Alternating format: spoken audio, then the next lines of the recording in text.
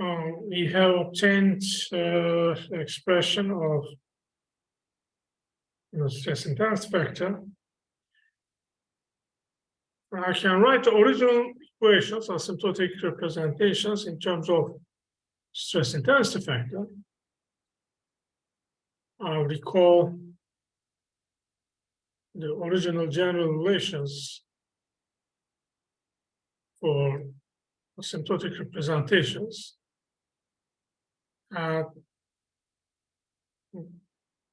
Maybe I can go back. So that was found.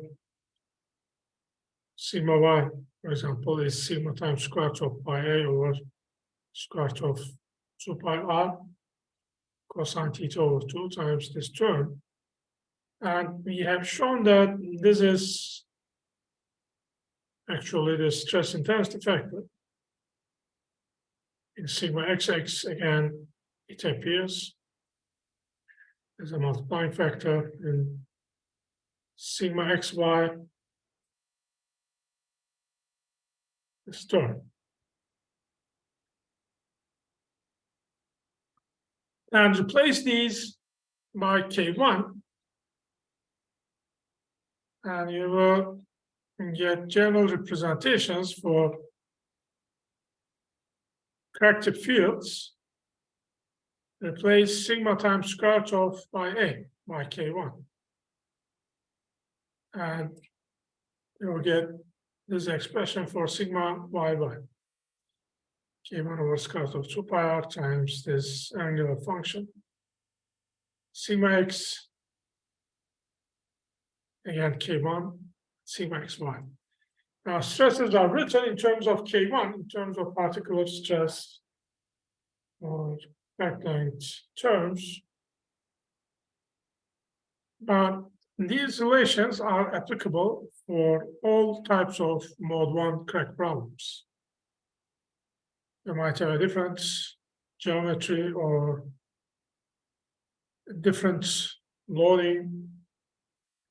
Still, these expressions are valid for all types of mode 1 crack problems near the crack tip, of course. And therefore, these are commonly used in fracture mechanics applications. These are stress fields at the crack tip, and they are valid for as R goes to 0. And it's possible to carry out such an analysis for displacements. Displacement terms, another variable in fundamental body mechanics are displacement vector, and displacement components in x and y directions, u in x direction and v in y direction. They are written in terms of r and theta. These are displacement crack tip fields. Again, they each depends on K1. Now, these are proportional to R. There cannot be any singularity in displacement. It's not a load. So this goes to 0 as R goes to 0 for the crack tip.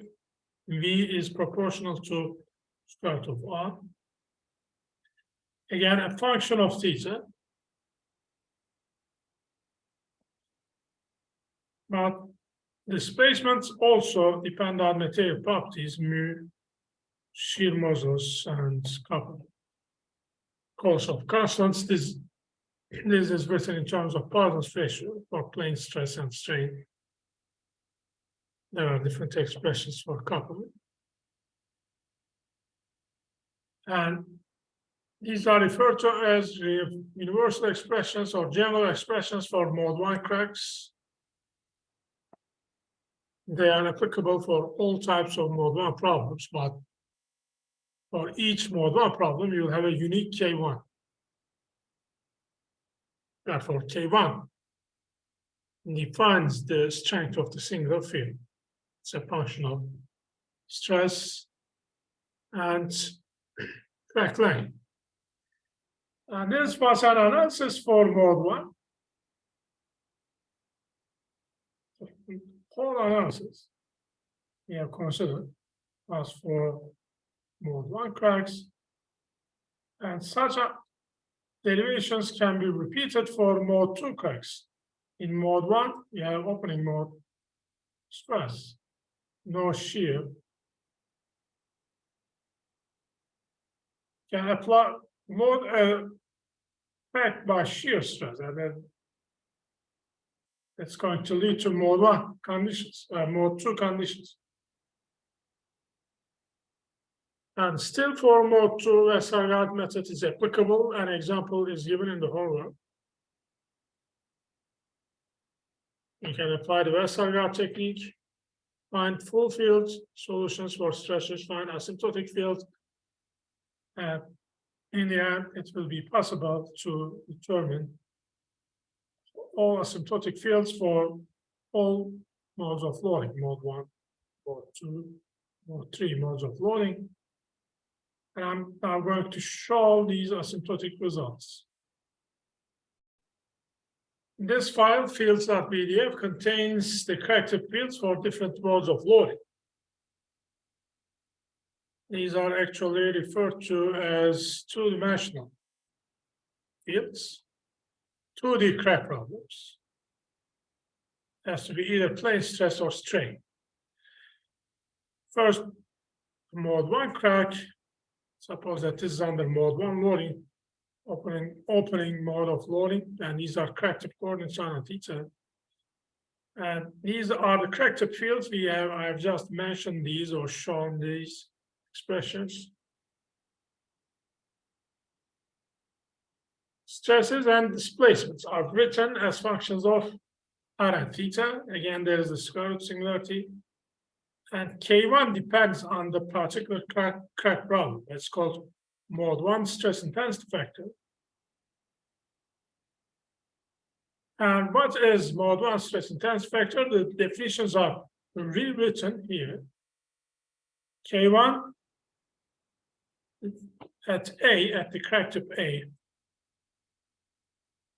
limit x goes to A plus square root of 2 pi x minus A, sigma y by x comma 0. After you remove the singularity, you can cancel them out and evaluate the limits. The expression as x goes to A. And same definition for the other crack tip. These are mode 1 crack tip fields. And mode 2. In this case, the crack is under some kind of in-plane shear loading instead of normal stress. It's called mode 2. I will give examples for this.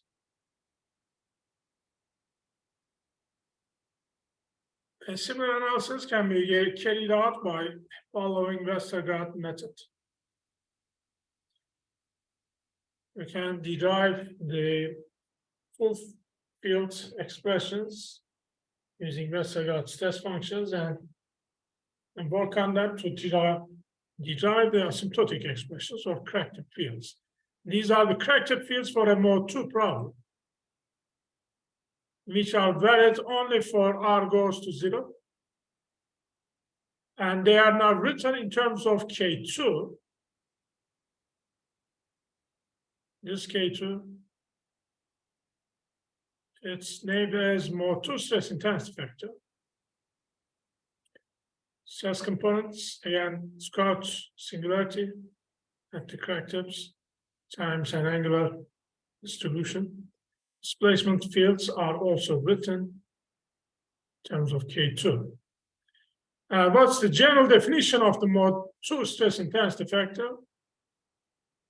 K2 at the crack tip A, limit x goes to A plus, again, square root of 2 pi x minus A, times sigma xy, this stress shearing stress or in-plane shear stress on the crack plane is used to evaluate the mode 2 stress intensity factor. A similar definition for the other crack tip. Now, on the crack plane, there is a shear stress. This shear goes to infinity near crack tips. And for this reason, shear stress on both edges, it's not working areas. Shear stress on both edges have to be used to evaluate stress intensity factors. But shear stress, for a removed loading crack, shear stress on the crack face has to be 0, as well as the normal stress. Those are the stress conditions. Well, these are mode 2 stress intensity factors. And mode 3 out of plane shear, crack tip yields. Under mode 3 loading.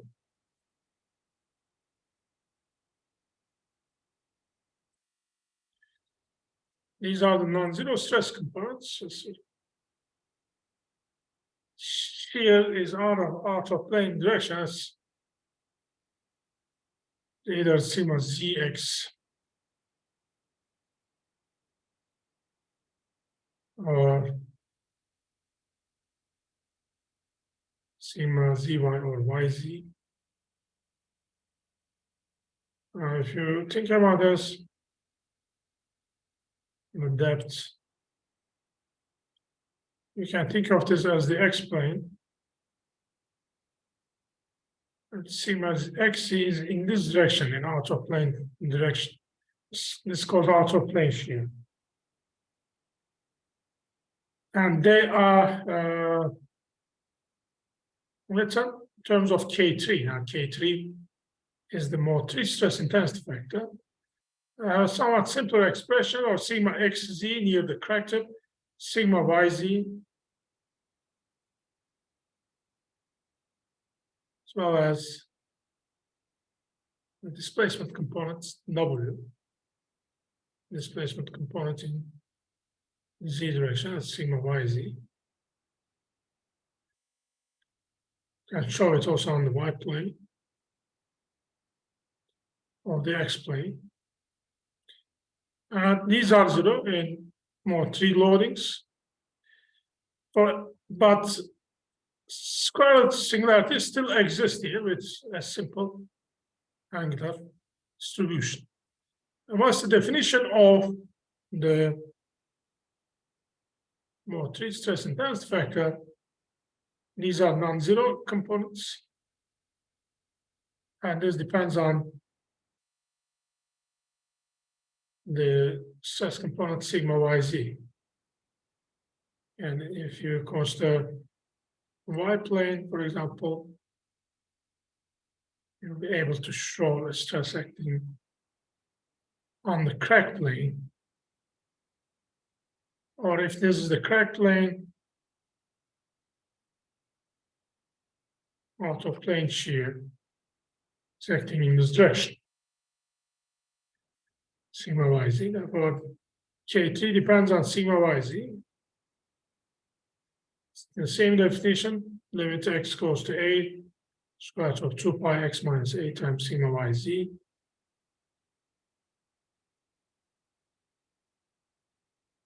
Another similar definition for the mode 3 stress intensity factor at the other factor.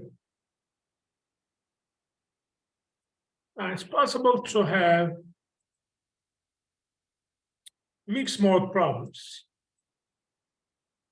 It could be crack in infinite plane like this. Are constant normal loading or biaxial loading of this crack,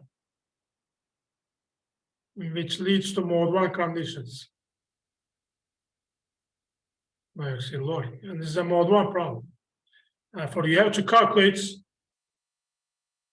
more advanced stress intensity factor for this problem. But if shear loading is also applied, and then there's going to be an additional mode 2 load.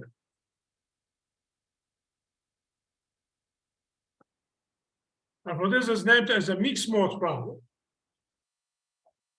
A1, K2, although they are not coupled, they exist simultaneously. That both mode 1 and mode 2 can be applied here, can be calculated. These definitions are perfectly valid for mixed mode problems as well. You can apply these definitions for pure mode 1 or mode 2 or for mixed mode. Mode mixity can exist in the case of mode 3 as well, out of plane shears like this, sigma YZ or sigma XZ. I'll talk about three-dimensional cases later, but that is a summary of the character fields for mode 1, 2, and 3 cracks. And we will give a number of examples regarding the applications of these definitions. And as we will see later, these are needed in brittle fracture analysis of materials or in crack propagation or fatigue problems. So they have wide range of applications.